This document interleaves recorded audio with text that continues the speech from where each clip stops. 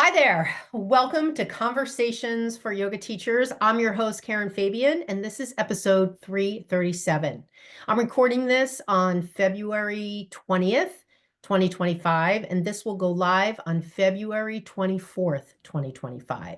Now, if you're a sort of short or long-term listener of the show, you know that this is the first solo episode I've done in weeks. Matter of fact, if I look over my shoulder at my podcasting schedule calendar, I'll bet that the past 3 episodes I've done have been interviews, which have been fantastic.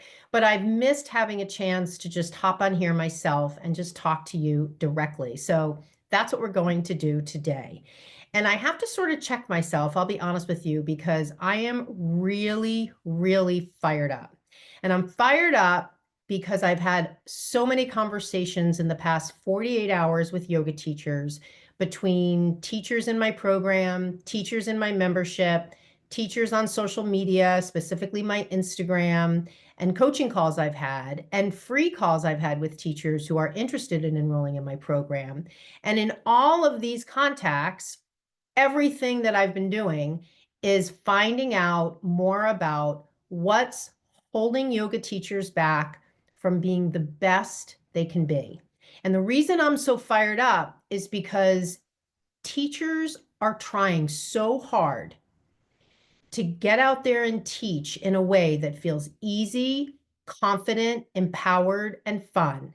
And everything in the yoga industry, for the most part, is working against them. And I have had it. I have had it. If I could stand on the tallest mountain and scream at the top of my lungs, "You can teach however you want, no matter what you hear," I would. But I know that that isn't a reality. That's not an option for me.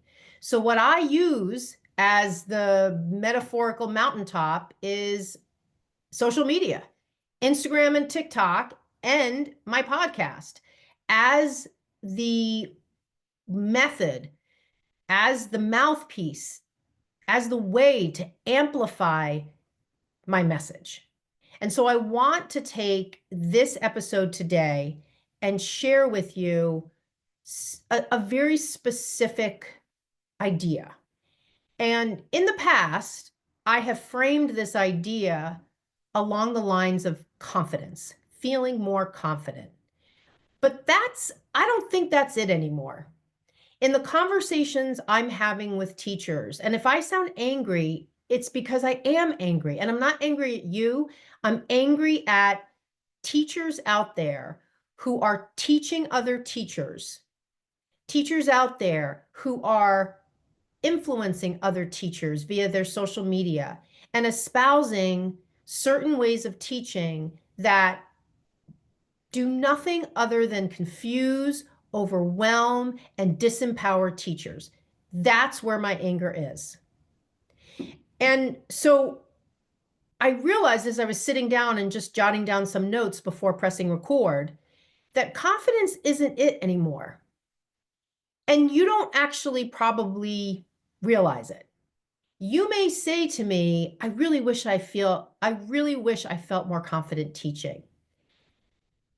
It's just that when I would begin to find out more about you and what's holding you back from feeling confident, 9 times out of 10, the scenarios you're going to share with me, what you're going to share with me, what you're doing as a teacher that feels hard and why you're overwhelmed and why you feel stuck, it all falls under the category of giving your power away. Giving your power away to somebody else who you have heard teaches differently, or who's told you to teach differently, or who's on Instagram and says this is the right way, or whose podcast you're listening to who says this is the right way, or a person's class you attend who's doing it differently than you thought it should be done, or who's doing it differently and therefore you're trying to do it that way. All of these things are giving your power away. And what teachers often do is, because when you give your power away as a person to someone else, you often don't see it. And if we look at it in the context of just being a human, right? And in situations where we give our power away, whether it's to the person we report to on our job or our marital partner, we often don't realize we're giving our power away. The dynamic by its nature is unhealthy and is in part driven by a belief that we're not worthy, that we're not worthy. The reason anyone gives their power away to someone else is because they believe that that person is right or of more value or who has a higher status, or they believe that person has power over them. And by its nature, they give their power to that person. Now, of course, in the context of teaching yoga, this is part of a dynamic that harkens back thousands of years ago when the yoga teacher sat on a pedestal, literally, and all of the yoga teacher trainees sat lower and they followed everything that person did. Well, that paradigm does not exist anymore. And it doesn't serve yoga teachers in 2025. But unfortunately, in the yoga industry, there are still many, many teachers who hold out their way of teaching as the right way. And so whether or not they teach on a pedestal, they create that power dynamic simply by standing there and saying, this is the way it should be done. These are cues I wouldn't use. You must practice with your students because they're visual learners. You must change your sequence week after week. You must have a new theme. You must follow this methodology, all of those things. And so what that creates for yoga teachers is this impression that there's a right way and a wrong way. And that is nothing further from the truth. There isn't a right way or a wrong way to teach yoga, and nobody owns yoga. Nobody's in charge of yoga. Not me, not you, not the person who trained you, not the person you're following on Instagram, nobody. And the sooner you realize that, the sooner you will begin to have the confidence to take your power back. And when you start taking your power back, teaching will become easy. It will become fun. The pressure valve will be released. You will get so much more time back into your life because you'll no longer be changing your sequence every week. I mean, let me give you a specific example that literally happened a few hours ago. I was engaging in a series of messages on Instagram with a yoga teacher who reached out to me to ask for my signature sequence training video. Maybe it's something that you've gotten from me. It's a very popular video that I get asked for all the time. If you'd like it and you don't have it, just send me a DM and I'll send it to you. And she asked me for it. And so I started a conversation with her about how her classes are going. And she started to share with me all the problems she's having regarding sequencing. And she was sharing, as I asked more, about how she changes her sequence every week and how she sits at her desk and her mind goes blank and she just feels stuck around creating a new sequence every week. And so I asked her, do you have any sequences right now that you've already taught that you like? And right away, she wrote me back and she said, yes, I have 3 sequences I really like. And I said, great. Why not pick one of those and teach that over and over and over and over and over again until you get really good at it? And then you won't have to spend any more time sitting at your desk, having your mind go blank, trying to create a new sequence. And she said, well, I don't think I can do that. And I wrote her back and I said, okay, what's blocking you? What's stopping you from just leaning into teaching that one sequence over and over again? And she said, I think the students won't like it. And I said, well, what's leading you to believe that's the case? And she said, it's what I've heard.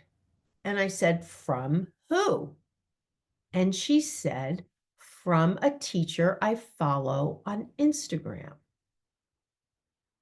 From a teacher I follow on Instagram. Not even a teacher she's met, not a teacher that knows her, not a teacher that's trained her, not a teacher she's had a conversation with. This is an adult person with a family. And I'm saying that because this is a grown person who makes decisions, who's raised children. This is the level of giving one's power away that happens in the yoga industry. And I just don't understand what it is about yoga in particular that people just defer all of their brain, all of their thinking processes to other people instead of listening to their own intuition. Let's take this teacher, for instance, who's living a lived experience day to day, where she's sitting at her desk, struggling to write a sequence, going into class, struggling to teach the sequence, because every time she goes in, it's brand new. But in the back of her mind, she keeps pushing herself to do it because one teacher on Instagram says that's what you should do. Now, believe me, I'm not suggesting that there's something wrong with this teacher. There's something wrong with the industry, that the narratives are so strong that people just abdicate any control over what they're doing in deference to these other people. So the reason I'm being so excitable about this is, number one, because I want to really cut through any of this stuff that you have in your head. Anything in your head that you're telling yourself you just need to suck it up. It's hard and it's going to take a long time. That person knows more than me and I just have to suffer through this. Nothing could be further from the truth. I had another conversation with a yoga teacher about 2 hours ago. Someone who's in a teacher training, who needs help building her sequences. And when I asked her, well, if you're in a 200-hour teacher training, why isn't the person leading the training helping you? And she said, well, they don't really have time. The agenda for training is really packed and they don't have time to help me individually. So I got on the phone with her to help her with building a sequence. And what I found when we got on the call was that she actually was at the point in her teacher training that she had a number of sequences. She had a number of sequences that were already built, but again, she was fueled by this idea that she had to change it. We talked for 45 minutes.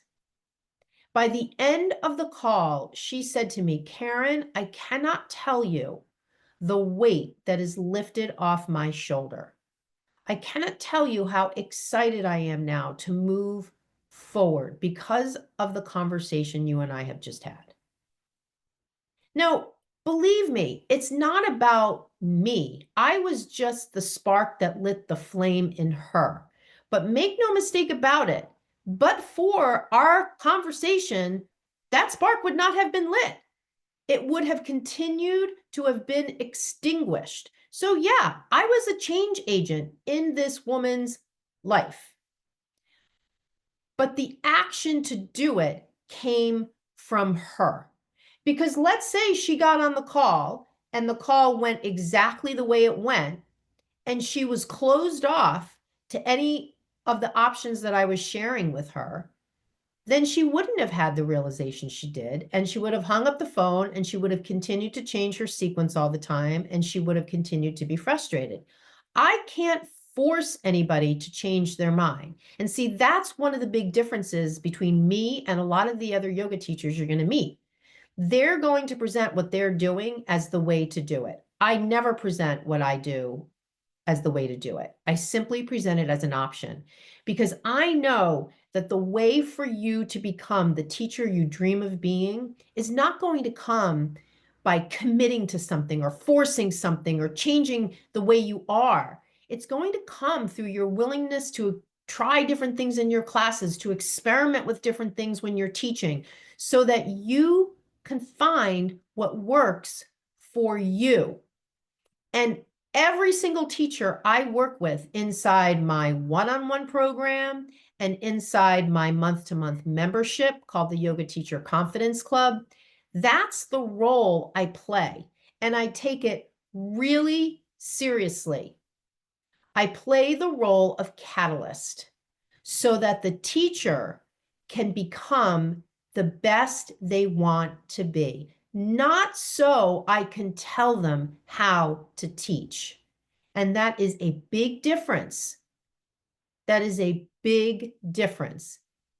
And for the most part, the whole teacher training model is based on the idea of there's a teacher in charge of the training, and that person teaches the teachers how to teach like that person teaches.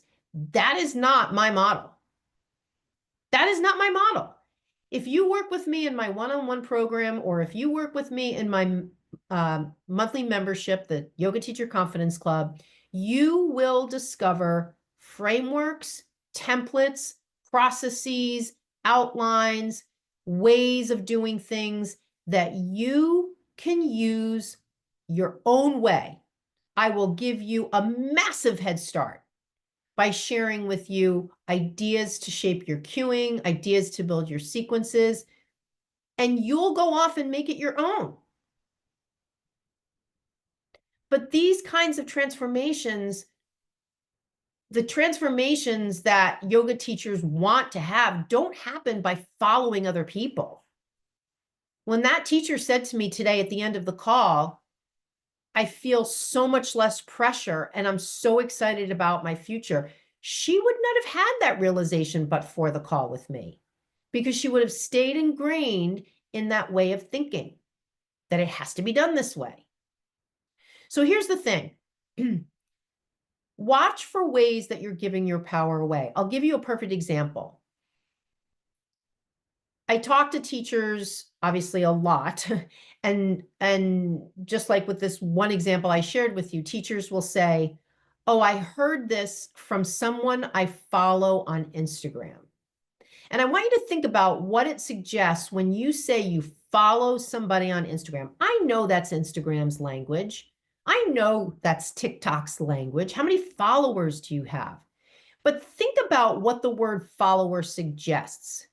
It means you're just following that person. You're just following what they do. You're following what they say. You're following their methodology. You're following the way that they say to teach. I never use that word when I talk to people. If I connect with a yoga teacher on Instagram, I use the word connect. If I'm talking to somebody in person or via email and I want to stay connected with them in another way outside of email, I'll say, connect with me on Instagram at Bare Bones Yoga. I'll never say follow me. I don't need anybody to follow me, and I don't want anybody to follow me. I want people to, of their own free will, connect to me because they enjoy my content, because they learn something from me, because they feel inspired by me, because they learn things that they can make their own in their classes. That's what I want. And in my opinion, using the word follow is a pretty pompous thing to say. And for you as a yoga teacher to go around telling people, I follow this yoga teacher, is you giving your power away. The words we say have huge implications for how we feel, and they also silently communicate our beliefs. I was talking to another yoga teacher who has some concerns about getting hired at studios. And the concerns have to do with, well, let me give you another example. I was talking, this is a completely different example. I was talking to another yoga teacher and I just lost my train of thought. And this person is male, a guy, and he wanted to teach at a particular studio. And he even took their teacher training because they had a requirement that if you were going to teach there, you had to take their teacher training. So he took their teacher training and made it clear that he was taking their teacher training because he wanted to get a job there. And when he graduated from their teacher training and he auditioned for a job, they said no. And even though they didn't say specifically why, He assumed it's because they don't have any male teachers on staff. And so when we were talking, we started out talking on Instagram, and then I invited him to hop on a quick call, and he did. When we got on the phone and he described this to me, I knew that he was assuming that the reason he didn't get hired at the studio is because he's a guy. And he said something along the lines of, I wish that they would have just been willing to hire me. And I want you to see how in that sentence is just that giving your power away vibe. What about, I wanted to teach there and they would have been lucky to have me, and for some reason, it just wasn't a good fit. I didn't get a lot of feedback as to why, but they didn't offer me the job. And so I guess it just wasn't a good fit, and that's okay. That doesn't mean I can't teach, it just means I can't teach there, and that's out of my control. And even if I believe it has something to do with me being a male, I can't change that. So I'm moving forward. See, there's so many different ways that we can take our power back. And in my view of things, there are so many outward as well as subtle messages that you're getting from the industry that maybe aren't intentionally designed, but are ultimately resulting in you feeling like you have to follow along. You have to do what people say. There's only one way to do it. And what I can offer you, I don't want to say what I would suggest, what I want you to imagine, right? Because when I say imagine, it's like a kid. What I want you to dream of is the kind of yoga teacher you want to be. What you want to do, how you want to teach, how you want to walk around the room, what kinds of classes you want to offer, what music you want to play. Maybe you don't want to play music. What Dharma talks do you want to give? What philosophy do you want to bring up? What lessons do you want to share? What format do you want? I just want you to go deep into dreaming and imagining the kind of yoga teacher you want to be, and then to go out there and be it, regardless of what anybody else is doing. And the reason that can be so hard for teachers is because the messaging out there is so loud and there's so much of it. Even if you just stayed on Instagram, you probably are inundated with messaging from different yoga teachers. In fact, just today, I mean, I had a lot of activity today. Just today, I got a DM from a yoga teacher who said, hey, did you know there's a teacher here on Instagram who's basically saying that the right way to teach is to practice with your students? And she said, I just wanted to share that with you because I know you talk a lot about doing the walk and talk. And she said, it was interesting to me because when I saw her post and then I read a lot of the comments to the video, I saw a whole bunch of teachers commenting and they all practice with their class. And she said, I even was sort of surprised to see that maybe one or more than one teacher was saying the reason they like practicing with their class is because they get their workout in.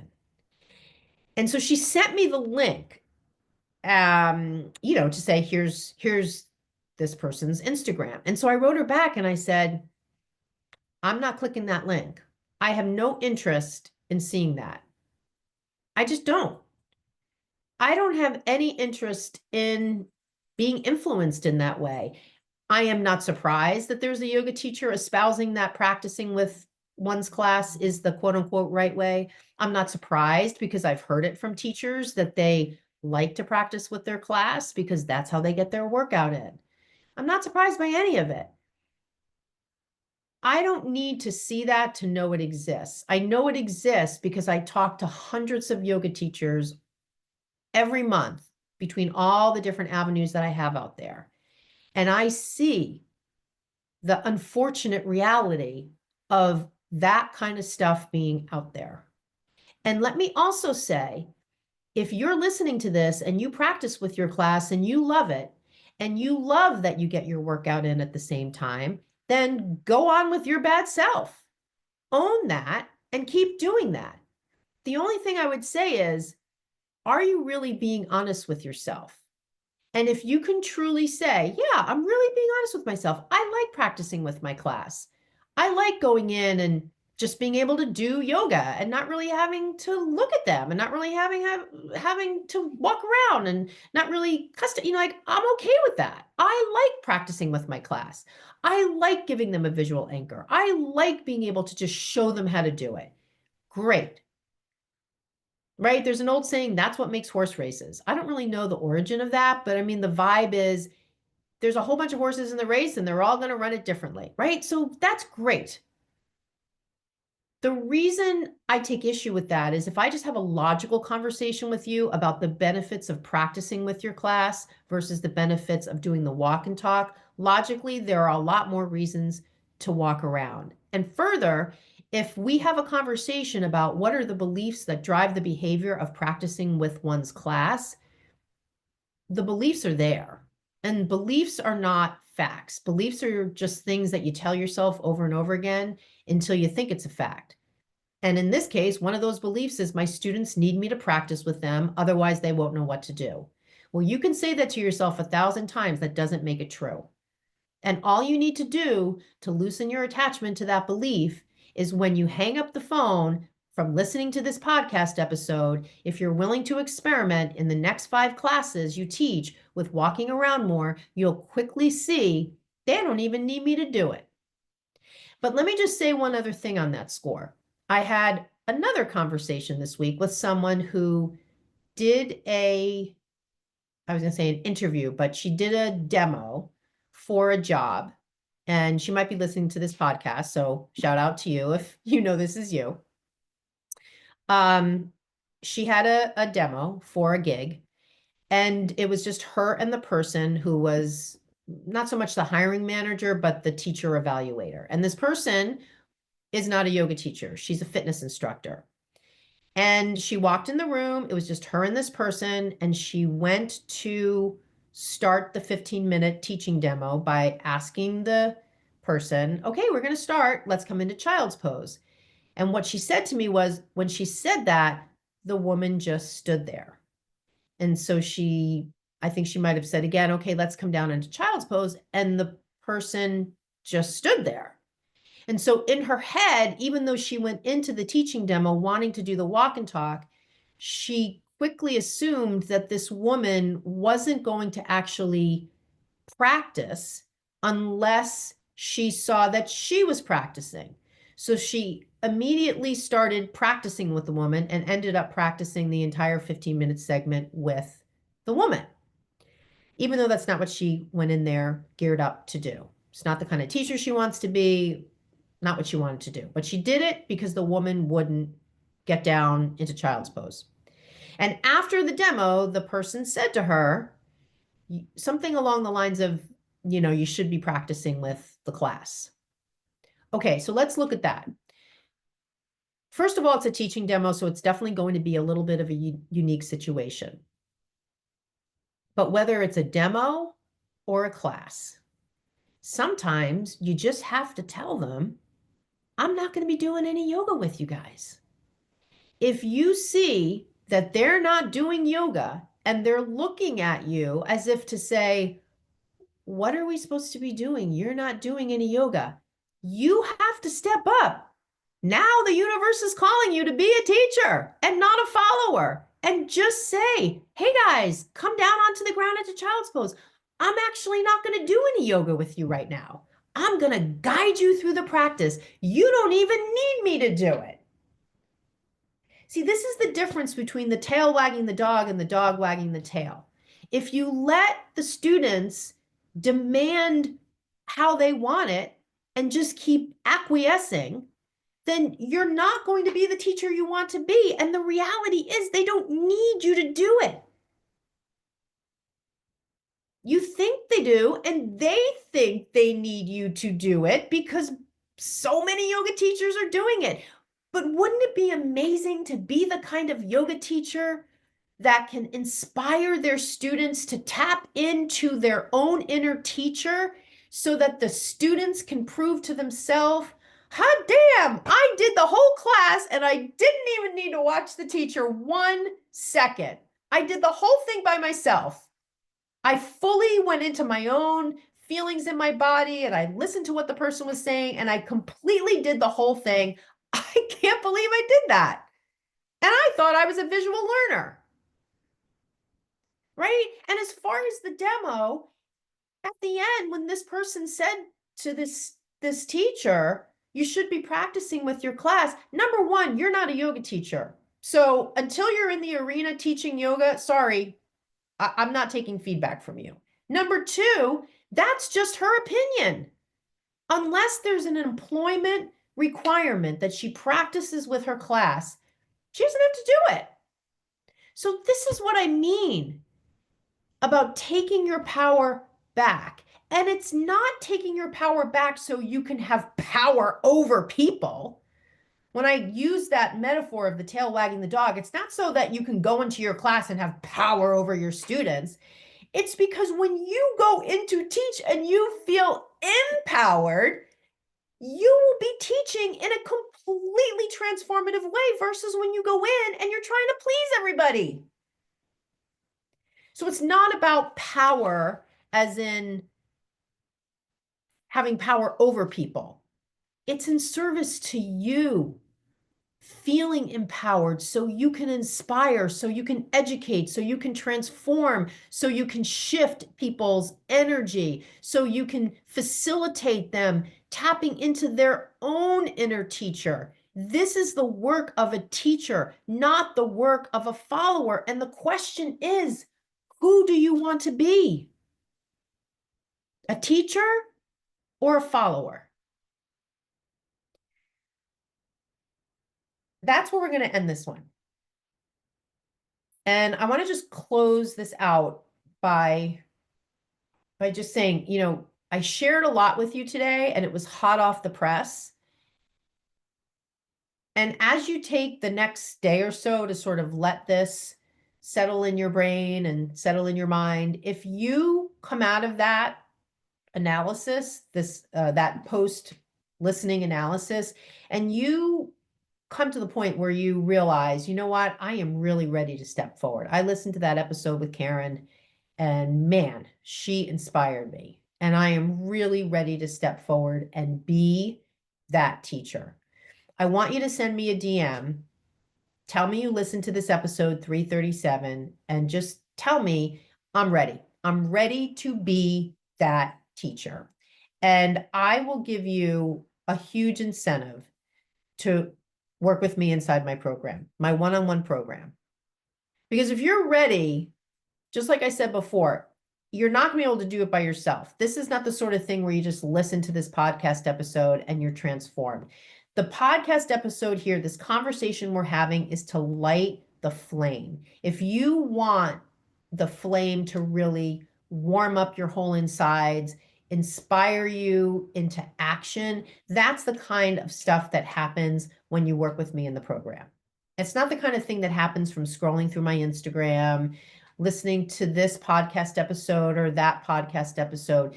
This podcast episode, the free content I put out, is to attract the yoga teachers who are ready, who are ready to be the kind of teacher we're talking about here on this episode. And if I can help you be that teacher that you want to be, not me, that you want to be, then you go out and you teach in an elevated way that you couldn't have done before. And when you do that, the ripple effect from that is exponentially valuable to every single person that comes into your class and every single person that comes into contact with people in your class. The ripple is endless. So that's why I'm offering you an incentive as a way to encourage you to take that next step off of maybe this episode. I can remember 2.5 years ago when I enrolled in a program for entrepreneurs. I did it the day after I listened to a podcast episode with the two people leading this month-to-month entrepreneurship group. It was a month-to-month membership, and I was part of their month-to-month membership group for a year and a half. And all in, I spent about $25,000. And it was worth every penny. And the catalyst to my enrollment was listening to them on somebody else's podcast. And when I listened to the two of them, it's a husband and wife team, I knew, oh my God, I have to work with these people. I am so ready to transform. Now, I can tell you, my program is not $25,000. And I didn't get a discount for enrolling in their program. So, I mean, my program is much less than $25,000 is the point. So I'm going to leave it at that. If you are ready, send me a DM. Let me know you listened to this episode 337 and you're ready to transform. And I'll share with you how I can help you do it. You're going to do it, not me. I'm just going to be the catalyst. So I'll share with you how I can help you do it, what the discount incentive is to enroll and get started right away. Okay, that's it for now. Thank you so much for being here with me. If you're watching on YouTube, hello. Leave a comment so that I can connect with you. And if you are listening to the audio version, you can leave a comment or you can just send me a DM. That's always easier as a way to just share a little bit about what you thought of the episode. All right, that is all for now. See you on the next one. Namaste.